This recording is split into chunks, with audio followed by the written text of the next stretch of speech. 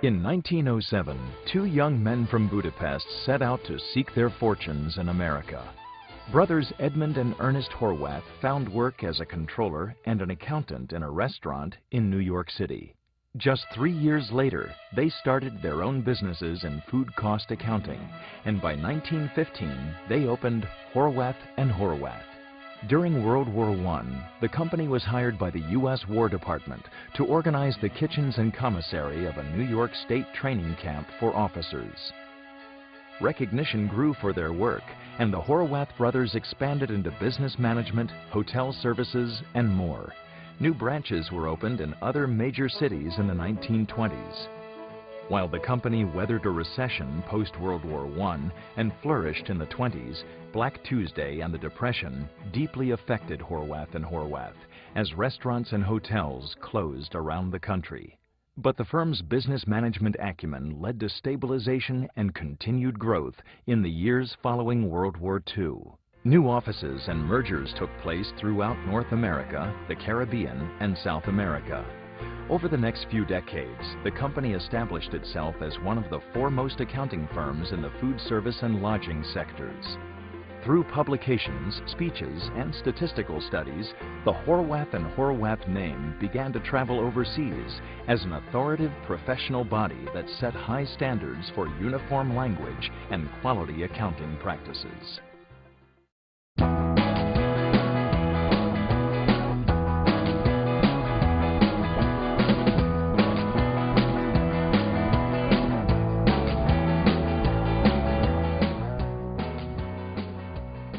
By 1960, Horwath and Horwath was well established in the hotel and tourism industry in America. Ivan Dinare, co-managing partner at the time, envisioned a more far-reaching global presence for Horwath and Horwath with exclusive representation agreements.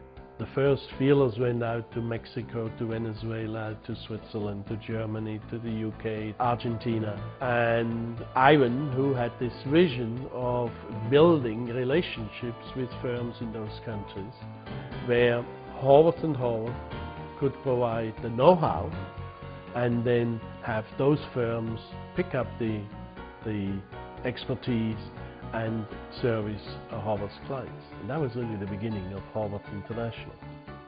On the firm's 50th anniversary in 1965, 25 partners representing 17 countries celebrated together.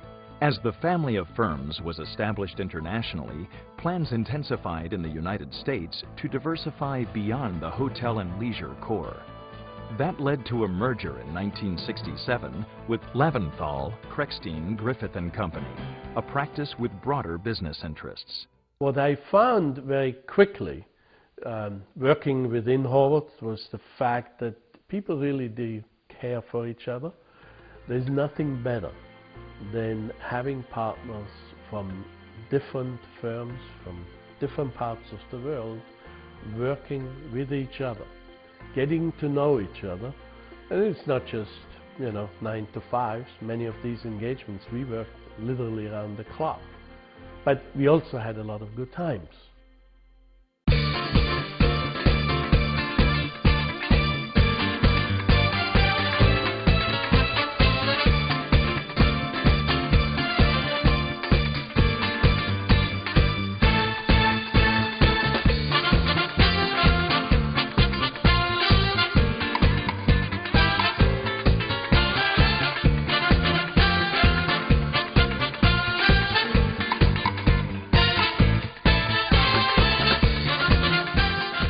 In the 1970s, the world struggled with inflation and recession. Horwath and Horwath International focused on cultivating the network to assure growth. In the 70s or so, that's when we started to really making investments. For instance, we set up our first International Accounting and Auditing Committee. And I think that's when people realized that in order to develop, you need to invest. Eli Gracia, who headed the Miami office, brought his know-how to the Latin America market and was key to the growth of cross-border business and training. He also nurtured new members, such as Dominican accounting expert and future regional leader Sotero Peralta. About the same time, Lord Desmond Hirschfield hosted a memorable annual meeting in London that set the stage to advance the European region.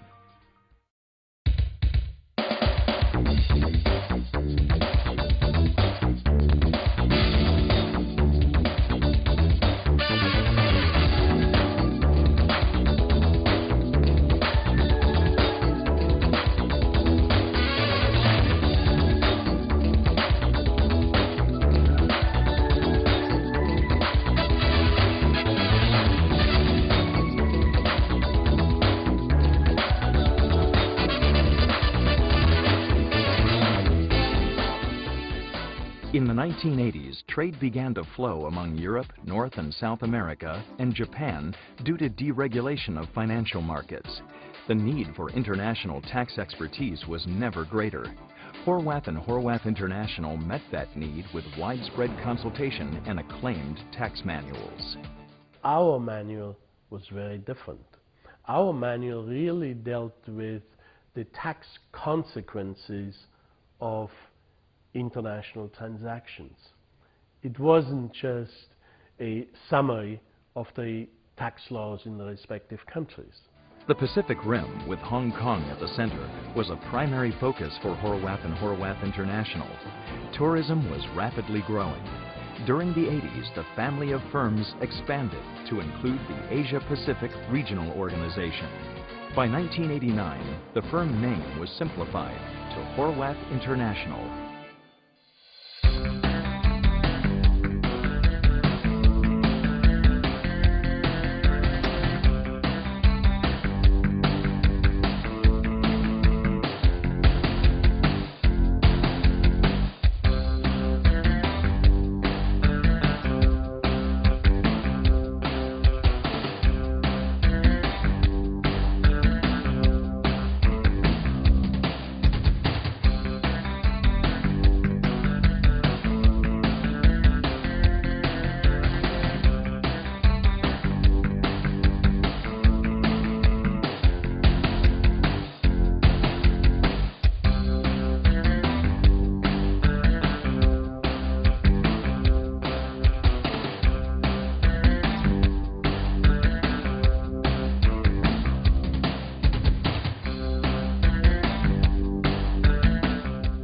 Werner Rotak became Horwath International's CEO in 1990 at the annual meeting in New York City. But just a few months later, a difficult challenge faced the firm, as Laventhal, the primary partner with Horwath at the time, went bankrupt. Within a matter of a couple of weeks, we had some of the largest firms, the senior partners of those firms together, and there was not a question of whether or not we would continue. It was just, hey, how are we going to do it? In 1991, Crowe joined the network. It was a thriving Midwest accounting firm. At that point, we were very much a network of independent firms.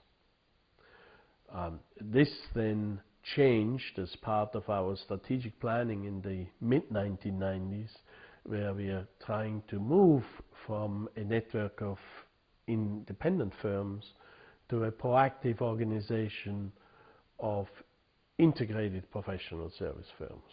We saw various joint ventures, especially in Asia, between Hong Kong, Taiwan, and some of our Chinese firms, and that then brought the firms even closer together.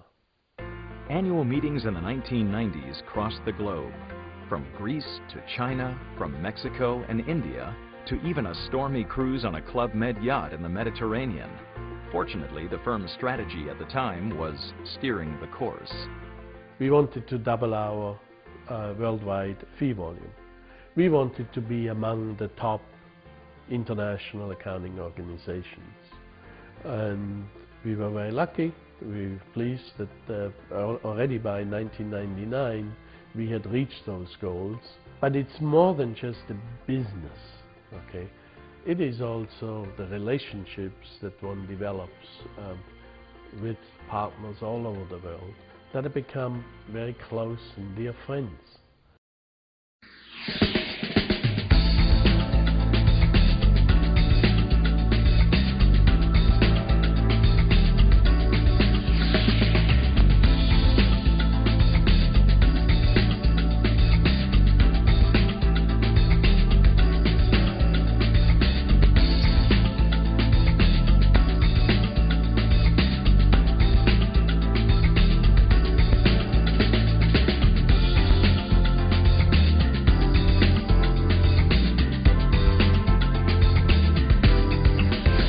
In the first decade of the new millennium, Horwath International grew dramatically, adapting to rapid changes in European markets. By 2005, there were over 100 member firms and nearly 20,000 people across the globe. In 2007, Werner Rotak retired at the annual meeting in South Africa, marking the end of a challenging and highly successful 17-year term with Horwath International. Frank Arford, formerly Chief Operating Officer of Crowe with 35 years of deep experience there, became CEO. In 2008, member firms voted to approve a change in the firm's name to Crowe Horwath International. I've often heard Werner say that the family of firm concept was very important, played a very important part in the past success of Horwath International, and that makes sense to me. And it also makes sense that will play an equally important part in the future success of Crowe Horwath International. Come a long way over the last 50 years, but I'm very confident that the future is going to be even more exciting. And so I want to wish everybody all the best, good luck, and be nice to see where Crowe Horwath International will be 50 years from now. Congratulations to all of you on the past 50 years of success that you all have achieved. And I just want to end by wishing you all much success in the future.